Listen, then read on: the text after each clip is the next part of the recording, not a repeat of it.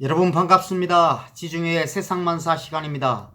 오늘은 무너진 보수 야당 누가 재건할 것인가에 대해서 말씀을 드리고자 합니다. 먼저 홍준표 대표님의 당선에 진심으로 큰 박수와 환호를 보냅니다. 그동안 정말 수고 많으셨습니다. 좌파 정치 세력들과 언론들이 홍준표 대표에 대해 더 쉬웠던 막말 프레임으로 그들과 힘겹게 싸우고 있는 와중에도 일부 보수 유튜버와 정치 패널들이 끊임없이 홍준표 대표에 대해 막말을 해왔습니다.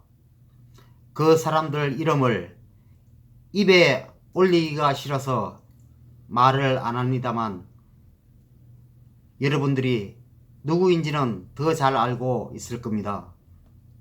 특히 황교안과 고교 동창인 K는 홍준표 대표에 대해 좌파보다 더한 막말을 서슴없이 지금까지 해왔습니다.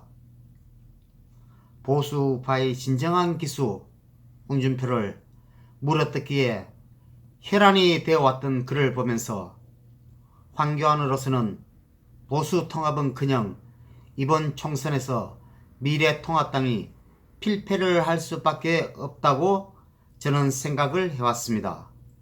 그럼에도 불구하고 지금까지 제가 말을 아껴왔던 것은 혹시라도 보수 후보의 득표에 방해가 될까봐 지금까지 참아왔습니다.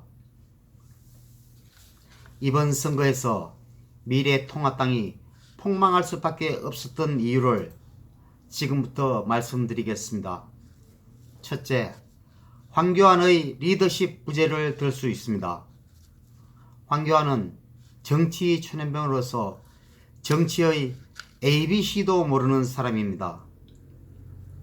그러면 정치 경험이 풍부하고 상대의 허를 찌를 수 있는 참모를 뒀어야 함에도 불구하고 그를 둘러싼 측근 참모들은 한마디로 현실 정치의 냉혹함과 철저한 수계산을 하지 못하고 아마추어처럼 입만 나불거리는 참모들로 인해서 야당이 충분히 이길 수 있는 선거임에도 불구하고 완전히 폭망했습니다. 둘째, 미래통합당이라는 공당이 공천이 아닌 사천, 막천 같은 잘못된 공천으로 인하여 민심은 완전히 황교안에게서 등을 돌렸습니다. 김영호 공관위원장은 데리고 온 사람이 황교안입니다. 김영호 공관위원장은 무조건 현역 의원들을 대폭 물갈이하면 민심은 보수 쪽에 투표를 할 것이라는 착각에 사로잡혀 보수에 훌륭하고 싸울 줄 아는 국회의원들을 대거 컷오프했습니다. 그리고 보수의 큰 자산이며 지난 대통령 선거에 출마해서 2위를 한 홍준표 대표를 컷오프했습니다. 컷오프를 하는 과정들을 국민들이 지켜보면서 미래통합당과 황교안에게는 더 이상 희망이 없다는 것을 국민들이 깨달았습니다. 공천이라는 것은 전국에 퍼져 있는 좋은 인재들을 끌어모아 국민들에게 선보이는 자리입니다.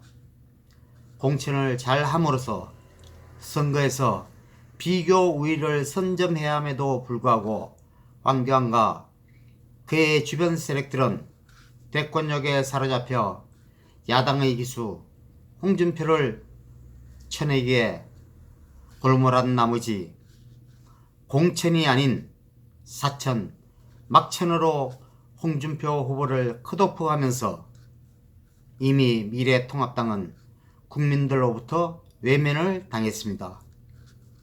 이때 벌써 황교안은 자멸의 길로 접어들었다고 할 수 있습니다. 셋째로, 문재인 정권의 지난 3년간의 무능과 경제폭망, 울산 부정선거에 대한 이슈몰이에 실패를 했습니다. 선거는 구도가 간단하고 국민들의 가슴에 팍팍 꽂히는 구호를 선택해서 전국적으로 동시다발적으로 해야만 합니다. 그럼에도 불구하고 선거 전략이 완전히 김종인 한 사람만 데려오면 선거에서 이길 거라는 무지와 오만함의 극치로 인해 결국은 미래통합당이 폭망을 했습니다. 이제는 폭망한 미래통합당을 다시 살려낼 수 있는 유일한 인물은 홍준표 대표밖에 없습니다. 하루빨리 미래통합당에 복당해서 그동안 미래통합당을 말아먹은 세력들을 깨끗하게 청산하고 새로운 진영을 구축해서 힘있는 야당, 강한 야당, 문재인 정권에 맞서 싸울 수 있는 야당으로 다시 태어나야만 할 것입니다. 이 길만이 무너진 보수 야당을 재건할 수 있는 유일한 길이라고 할 수 있습니다. 홍준표만이 이 일을 할 수 있습니다.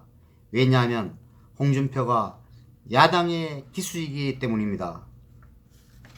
홍준표를 미래통합당의 대표로 해서 무너진 보수 세력을 다시 재건해서 다음 대통령 선거에서 반드시 홍준표 대표를 대통령으로 만들어야 할 것입니다. 그 길만이 무너져가고 있는 이 대한민국을 살릴 수 있는 유일한 길이라고 생각합니다. 오늘은 여기까지 말씀드리겠습니다. 감사합니다.